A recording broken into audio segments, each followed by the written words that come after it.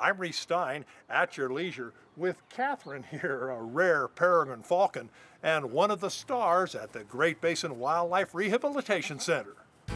The folks at Great Basin in Utah County have one mission: to save birds and bears, but we'll get to that in a minute. First, the birds.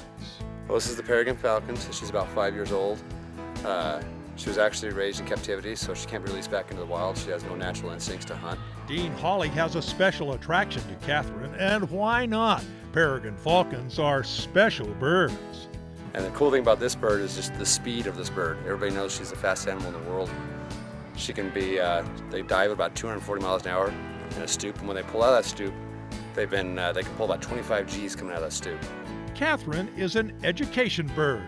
Dean takes her to public events where the two of them explain the importance of birds of prey in the world and how critical a clean environment is to all of us top-feeding predators. Until the ban on DDT, the peregrine falcon was in serious trouble. They were on the verge of extinction, where if you saw one of these, it was very rare. What I hear was like, what, a couple hundred in existence in the world, until they really started making the comeback with the Peregrine Fund. While Catherine is a healthy bird, Alada the osprey isn't. Patty Richards is Great Basin's executive director. With metacarpal damage, which would be the bones right here on the important part of her wrist, and it can't be fixed. They've been pretty fractured, small bones. And so we tried to get her releasable, but she's not. Alada, so named because she eats a lot of fish, is also a benefactor of the DDT ban.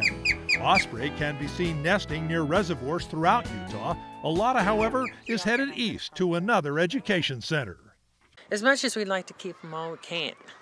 This incredibly cute short-eared owl came from northern Utah with apparent neurological problems which inhibit its ability to fly. It is headed east along with the osprey.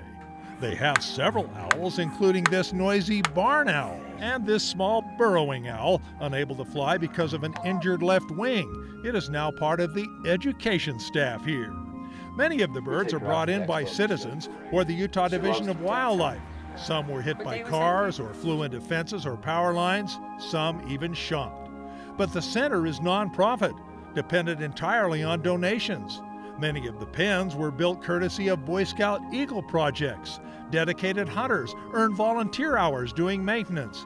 Area youth groups also pitch in. Some of the birds are rehabbed enough to be released back into the wild. Recently at Sundance, Patty turned loose this magnificent great horned owl. I get excited. I want them back out there. I don't want to have to keep them in captivity. But their latest project dwarfs all others. This huge female golden eagle was hit by a car near Delta. She arrived with a severely damaged right elbow. And this was the obvious injury that we saw.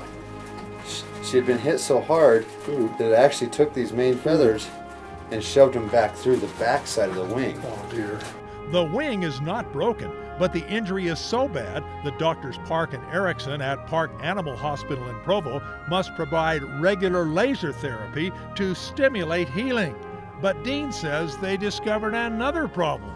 The next day we pull her out, and that's when we realized that she's not seeing us. An MRI, that's right, an MRI on an eagle, revealed the vision nerves in the brain have been bruised. The fact she can't see is the only reason I'm brave enough to open that powerful beak to help feed her. And I'm not getting anywhere near those deadly talons. Her sight is gradually returning, and there is hope that this bird will eventually return to the wild. Oh yes, we mentioned bears. Patty is the only sanctioned baby bear rehabber in the state. She gets donated bags of dog food from Walmart to nurse the orphan cubs along until they're old enough that DWR biologists can return them to the wild. Yeah, I'm excited to do it. I consider it an honor to do it. Patty can sure use your help. Reese Stein at your leisure, Utah County.